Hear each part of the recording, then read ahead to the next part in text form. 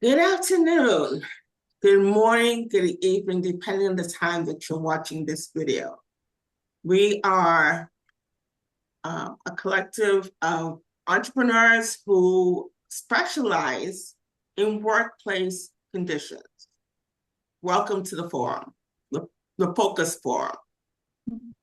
I am Elise Alexander. I'm myself a Master of Science in Leadership candidate at Grand Canyon University for Doctor of Education in Organizational Leadership. And with me today, I have Dr. Danielle Lord, John Kennedy, and Tara Utter. Today, we're going to continue our conversation on AI in the workplace because it's such a heavy issue currently in the corporate space. But here's the change we're going to make it for today. We're going to talk about how, through our offer, we utilize, affect artificial intelligence in our own businesses.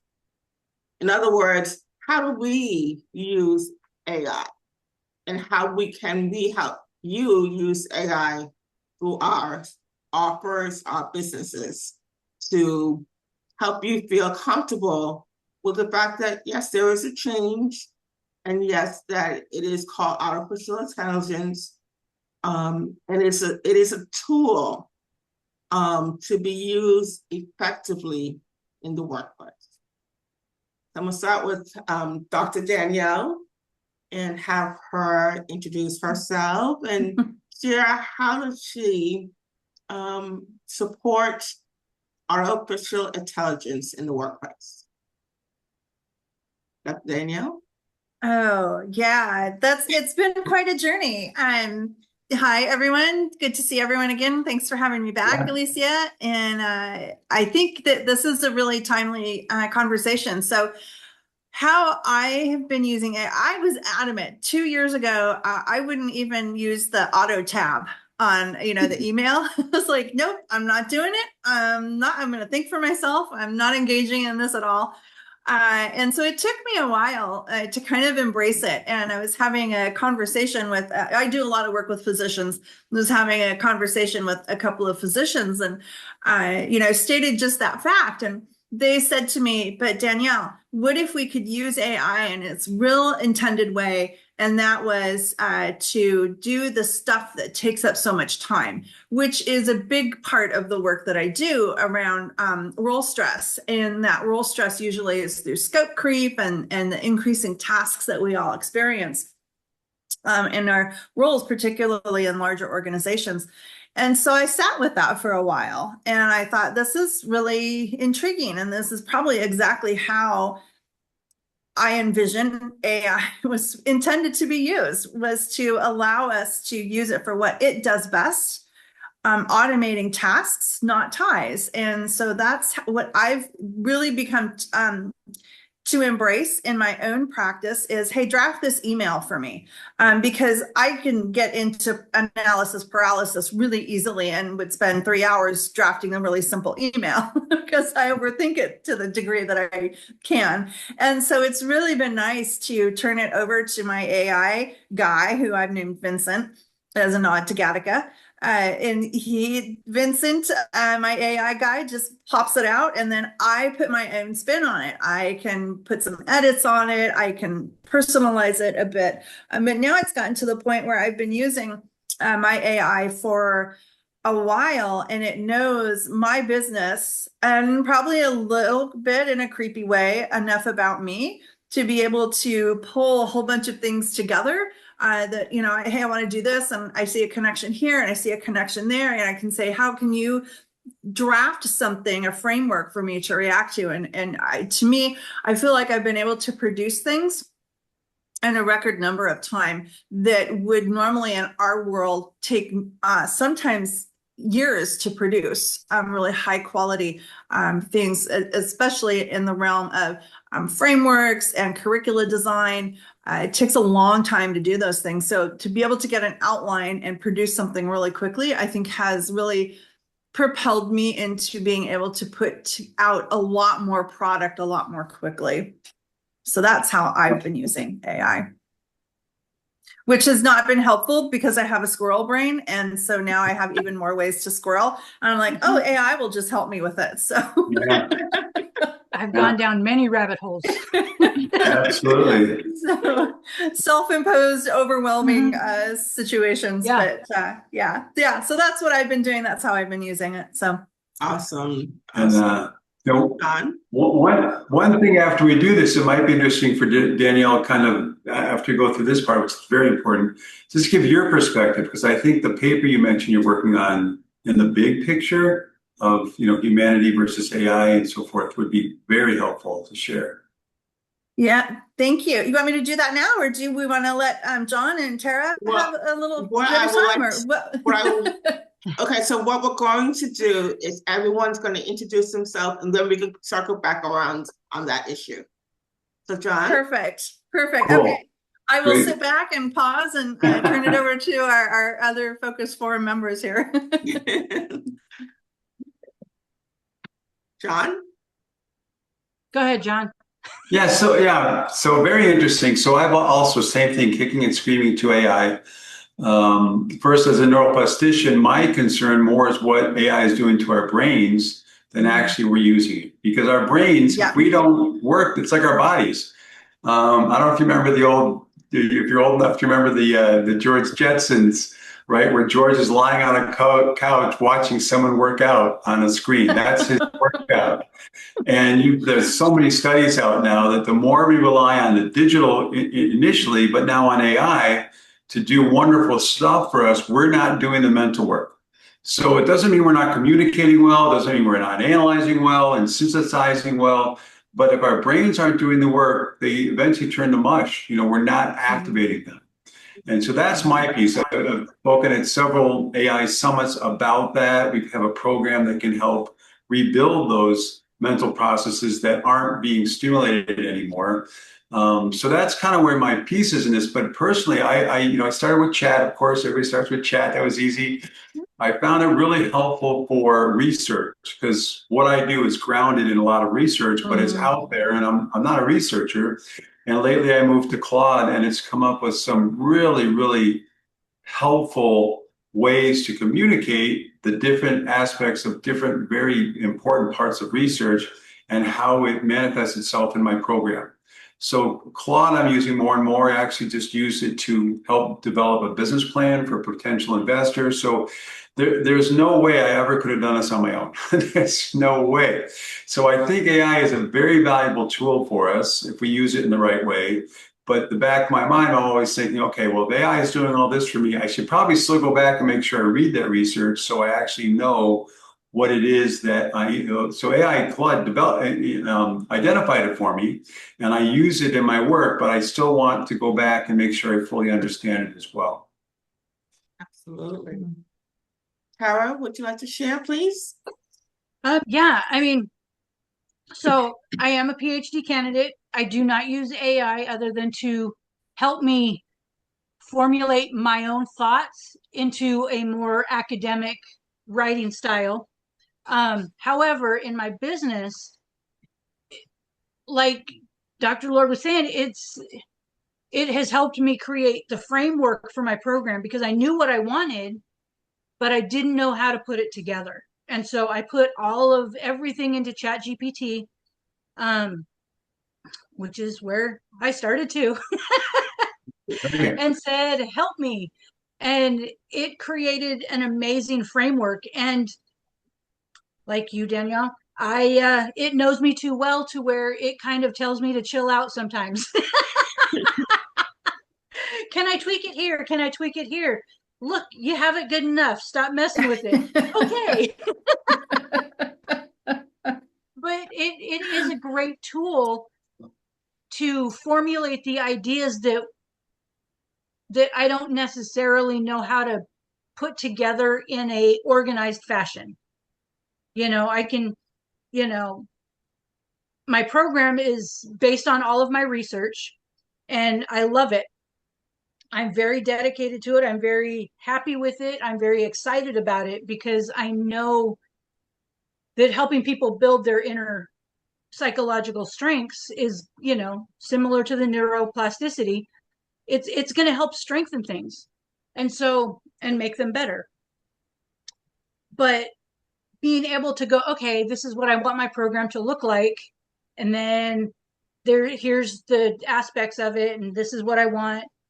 I'll just look at that with the whole analysis paralysis and go, okay, I'm done. But once I put it into Chat GPT, it was like, well, what about this? And what about this? Do you want me to look at this? And it was asking me questions that I hadn't even thought of. And so I was like, okay, this is good. And so once I put everything together the way I wanted it, not the way Chat wanted it, but the way I wanted it, it's a beautiful program now. I love it. My curriculum is amazing, and I feel very comfortable with it because it's mine. It just helped me to organize it. Right. And then I use the other platforms to analyze my website, analyze, where can I improve? What's the, so I use it for the tools that it is. I did learn very, very early that putting something in and asking for research topics from Chat, sometimes they're made up. So just an FYI, it tends to make up research articles. When I tried to, locate them, I'm going, why is this not here? It gives me everything that a research, but they're fake articles. But Claude, on the other hand, will do some great research for you. Yeah. And find some true articles, not fake articles. Right. And cite them, which is so powerful. Yes. Yeah. So that's, keep an eye on that. And it helps me to, evaluate my CHOPS gap assessments without me having to go in and do it by hand for everybody, because that would be exhausting and extremely time consuming. So it's nice to have the results. Just here's this person, here's their results. Awesome. Now I know where to start. Awesome. Wow. That's how I use AI. That's so wonderful. I like it. For me, I have gone through the process of hearing that we could use it as a doctoral student, first hearing that we couldn't use it, but also learning that, because of the various developments that took place back in its inception, that we were allowed to use it. And so when that happened, I got to know ChatGPT very well, and how Dr. Danielle, Dr. Tara, soon to be, described that it knows you. So yes, it's trained. And so because my specific ChatGPT tool is trained, I've allowed myself to explore the topic of organizational excellence in the workplace. And so with that, I've created a tool, but what I want to do now is ask, does anybody have like a graphic image of your system that you want to share with the audience?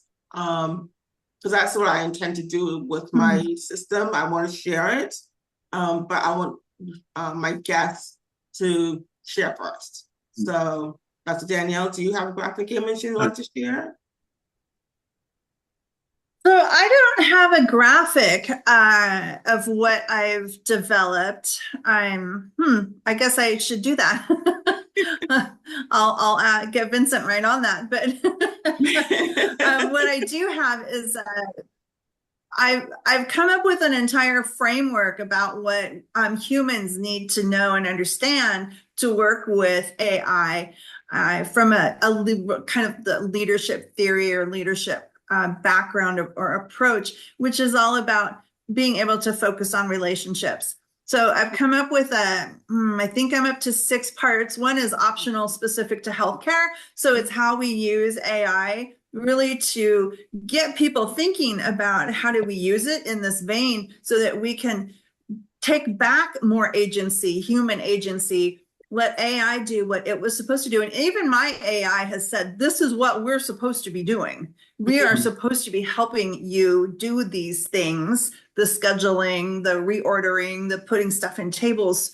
And so my whole curricula that I have is around that whole idea of how do you offload the time consuming stuff so that you can be in deepen connections and be in relationship with those that you're working with. So ideally, how to use it in the workplace. So we're focusing on humans. Absolutely. That's actually. But no, don't have a. No, I was going to say that's actually very much in line with how most of us who are human-centered think. Yes, it's a tool to be used. And so when we try to align our activities with the fact that it's a tool to be used, but yet we have to remember the human element of it. And I appreciate you, Dr. Danielle, for doing that. Absolutely. Yeah. John, how do you use, or do you have a I don't. Actually, one of my trainers came up with one, which is pretty impressive, but I don't have access to, but I can get it. Basically, it's just the image is our brain, right? Because we make the brain more efficient and faster and with focus. So I kind of like what he did. If I can find it, I'll put it. But basically, we have everything, all of our brain inputs, right? We have everything we're thinking about, what we got to do. We got work, we got kind of, and then it kind of goes through the brain. And then with our program, we actually make all that kind of a jumble much more organized, faster, and more efficient. So the other side of that image is calm, it's focused, it's less stress, and it's more efficient and more effective. So I'm glad you mentioned that. I've got to use that more often, but it's a pretty good graphic that AI came up with, showing in a pictorial manner exactly what we do with the brain. Wonderful. So imagine it from my hands. Okay. Lots of stuff coming in over here that's a jumble. We got stuff coming out over here that's all organized and efficient. So that's kind of what it would look like. I can visualize that. Yeah, I can see that. Yeah, absolutely. Tara, do you have your I'm looking. I don't know that I necessarily have a visual. Well, theoretically I do for my dissertation, and it's in my dissertation. Okay. But it's not created by AI. Yeah, so it's not created by AI though. So I do, but I don't, if that makes sense. Yeah. I know I had AI create one for me, and I didn't really like it because I wanted to use it as like a background type thing. Right. And I didn't like it, so I scrapped it. So, yeah, I mean, if it doesn't fit and it's not clear, then it just doesn't make sense to me. I don't want to use it if it's not clear to me, it's not going to be clear to anybody else. Right. So that is my logic there. Okay. I'm going to share mine. The only reason why I think I have one is because I do a lot of online networking. So first of all, I'm going to just introduce it. I don't know if you can see this screen. And let me maximize it. So it's called the Organizational Excellence Model System. It's human-centered as opposed to performance or agility focused. And let me bring it up.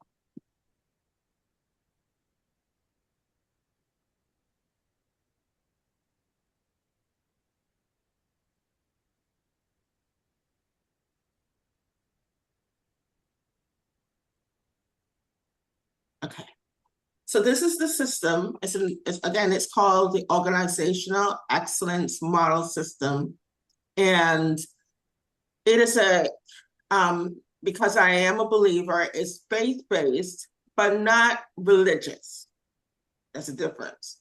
It's a principle-driven system that activates and executes for organizational excellence in the workplace. So if you can see creating employers of choice through the organizational excellence model, and at the same time, the stellar employee creates an equilibrium balance in the workplace. No one is expected to do more than they actually should, and nobody else is expected to lead in a way that says I'm perfect and I don't make errors. And so the core of it is called the 5 pillars of organizational excellence. Most people who know me know that that's what I've been promoting for the last 4 years of my business. September 1st will make 5 years. But since September 1st is a ways off, we have now converted from the 5 pillars of organizational excellence to the organizational excellence model system. In this next couple of minutes is a more of explanation of the model system. So going back to the core, it's about the 5 pillars of organizational excellence, which starts with neuroleadership mindset. How do we think? How can we think profitably in the workplace? How can we lead others to think profitably in the workplace? It's neuromanagement.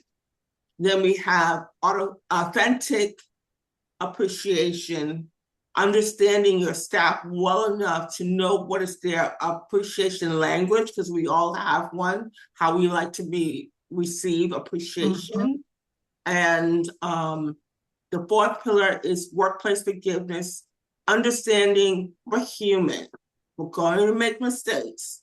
So instead of writing everybody up at one time,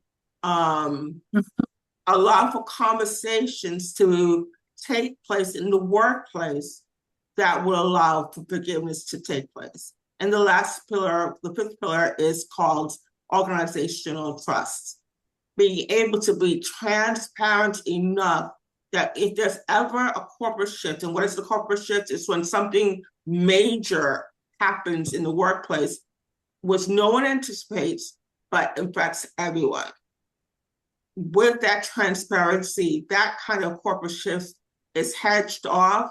And if we have to go through something in the workplace, we can understand we're not backstabbing one another, we're not complaining about one another. We can go from point A to point B because there's a transparency of really built into the work culture. And then the drivers for the 5 pillars of organizational excellence, the 5 pillars of organizational excellence are around the outer core. And what those command drivers do is to provide the opportunity to activate the 5 pillars of organizational excellence and to execute.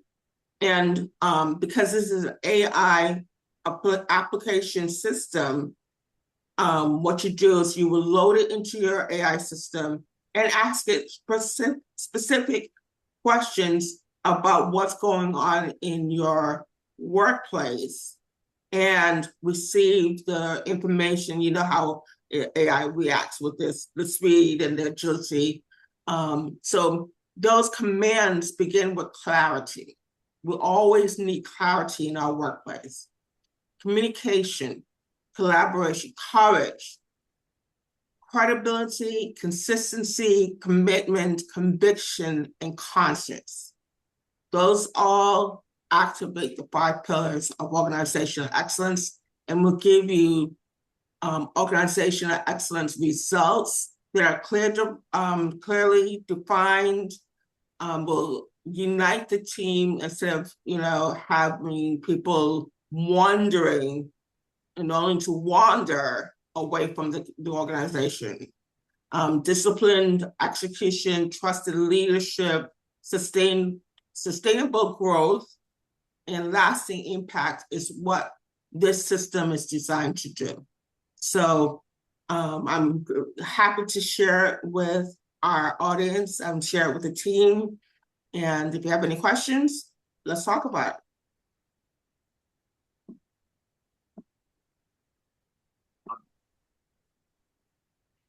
Oh, that's awesome. By the way, I did find my graphic. I put it in the chat. I can put it up on the screen when we're done.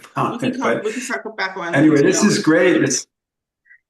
Yeah, no, that's fine. I didn't want to take it. This is great, Alicia. So basically, you've kind of crafted an AI like a platform where people that everything they do will be based on your model. It's actually an application to AI so that when you have a question Wow. on people, processes, or impact, you will load this into your AI of choice, and the question, whatever it is, will be answered by the organization excellence model system. So Wow. say, Cool. like a question could be, why is there instability happening in company ABC? You load that into the system along with this graphic, and it will give you what's happening, what's the substrate, and what is executable to resolve the instability that's happening in the workplace. Company ABC. Wow. And it doesn't matter what they're asking questions about. It's going to give them the answers based on your framework. That's pretty cool. Yes. I actually had someone. It's in beta testing right now. So this past Tuesday, I had a company representative try it, and we did use the word instability in the workplace, and he was amazed at the information it actually gave him. And the thing with this organizational excellence model system, it can be expansive. So it will tackle the issue and actually take you through the 5 pillars of how to resolve the human quotient in it. And the drivers will explain how to handle it, why it's happening, what's going on, how to resolve it, just about anything that will bring restore and bring peace to the organization. So a lot of work to build that. That's awesome. Yeah, like I said, it was 4 years of doctoral research. I would do my homework at GCU, and at the same time be building this on my, if there's any time away from school and the doctoral program, that's what I did. And so, right now, because I'm on sabbatical right now, I put every effort into it to make it polished, make it perform with the human-centered performance. And what ChatGPT, that's my AI of choice, what ChatGPT explained to me is that the way I built this is very rare and unique, because most AI systems are built for agility, built for performance, built for get the job done, disregarding the human factor. This is built specifically to handle the human factor and to bring peace and restoration to the organization itself. So I just want to say thank you, God, for the intelligence to carry it out, because it was work. And I wrote over the last 4 years in Shop and RI magazine. So if you ever want to go on shopandri.com to see how I explain the 5 pillars, well, welcome to it, because that's my column. That's where I write. I mean, I've appeared in other magazines as well with the 5 pillars of organization excellence. But my home base has always been shopandri.com. Wow. Now, is this an app that people buy, or is it a tool you use when you coach them? How's the interface? Yeah. Yes, it is an app, an application. So for someone who wants to use this, they would need to come to Make a Difference Consulting, myself, Alicia J. Alexander, MSL, and we can talk about it. There is an investment to be made, but it's a worthwhile investment because this is perpetuity, so it's not going to go away. And as long as we're humans, you're going to need a system that helps to resolve human workplace issues. Yeah, I just no, go ahead, John, and then I'll jump in. No, go ahead. I was just nodding. That's good. Thanks. I have written quite extensively about workplace trauma. It's actually referred to as level 2 trauma, which is different than what we normally associate trauma with, right? An accident, a fire, something catastrophic that happens physically. This idea of level 2 trauma, which is kind of insidious. It's interpersonal attacks. It's that very thing that, remember when we were kids, sticks and stones may break my bones, but words may never hurt me. And I was like, I think we were kind of hoodwinked with that statement. Anyway, so I've written a lot about workplace trauma, and it's a very real thing. And this idea of how we move past this, how we enhance the human connection is so missing in our organizations. And I think the more we just apathy and complacency, the harder it can be to pull ourselves back up, get into that positive. Having simple to give back and meaning, positive meaning in our connections is so important. Absolutely. I think that having an AI tool to help define what's going on in the workplace on the human aspect of things is very efficacious, only because yes, we're supposed to be doing our quote unquote work and paying attention to our jobs, but at the same time, we're interacting with one another. How do we resolve things that occur in the workplace while still being profitable?